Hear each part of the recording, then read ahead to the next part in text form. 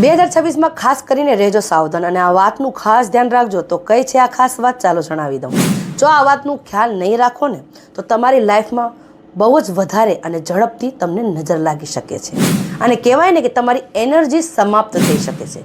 તમે તમારી લાઈફમાં કોઈ પણ કાર્ય કરવા જઈ રહ્યા છો, પછી બિઝનેસ હોય છતાં પર્સનલ કોઈ પણ કાર્ય હોય, તમારે કોઈને પણ આ બાબતની ચર્ચા ન કરવી જોઈએ. કહેવાય છે ને કે અમુક કાર્ય સસ્પેન્સ રાખવામાં જ મજા છે. આપણે લાગણીથી અને દિલથી કોઈ પણ સાથે વાત કરી દેતા હોય છે, આપણા મનની વાત શેર કરી દેતા હોય છે, પરંતુ આપણાને એક ખરાબ નજર કે મીઠી નજર હોય અથવા એ આપણાથી ઈર્ષા કરતા હોય છે અને એમની નજર આપણને લાગી શકે છે. તો આપણા બધા ક્ષેત્રોમાં, બિઝનેસમાં, લગ્ન જીવનમાં અને લવ લાઈફમાં નજર લાગી શકે છે.